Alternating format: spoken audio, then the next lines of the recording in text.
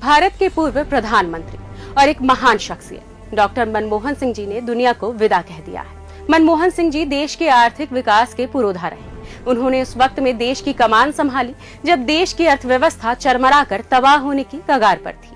ऐसे वक्त में मनमोहन सिंह जी ने कुछ ऐसे फैसले लिए जिनसे देश को एक नई जिंदगी मिली। आइए आपको उनके कुछ ऐतिहासिक फैसलों के बारे में बताते हैं। उनका पहला ऐतिहासिक फैसला, देश की अर्थव्यवस्था में उदारीकरण। पीपीपी और वैश्वीकरण लाकर भारत को 1991 के आर्थिक संकट से बचाना रहा। साल 1990 के एंड में जब देश की अर्थव्यवस्था अपनी आखिरी सांसें ले रही थी, उस वक्त में डॉक्टर साहब के इन फैसलों ने उसमें नई जान फूंकी और डूबती अर्थव्यवस्था की नैया पार लगा दी। फिर आया साल 2005।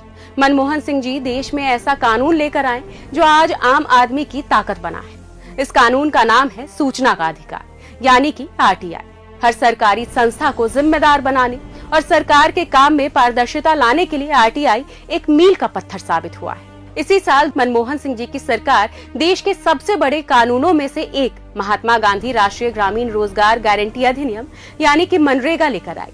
ये पूरी दुनिया की एकमात्र योजना है जो देश के लोगों को रोजगार की गारंटी देती है। इसी योजना का परिणाम है कि आज देश में करोड़ों लोगों को रोजगार मिल रहा है। इसके बाद साल 2009 में मनमोहन सिंह जी की सरकार शिक्षा का अधिकार लेकर आई।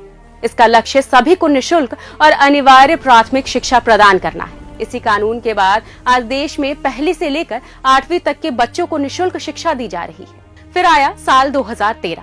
डॉक्टर साहब के नेतृत्व वाली सरकार कोई भी भूखा न सोए के लक्ष्य को लेकर फूड सिक्योरिटी एक्ट लेकर आई। इसके तहत आज भी देश के करोड़ों लोगों को मुफ्त अनाज मिल रहा है। ये फैसले तो महज बानगी भर है। डॉक्टर मनमोहन सिंह जी की सरकार ने और भी कई बड़े फैसले लिए। उन्होंने अपने कार्यकाल में 27 करोड़ से अधिक लोगों को गरीबी से बाहर निकाला।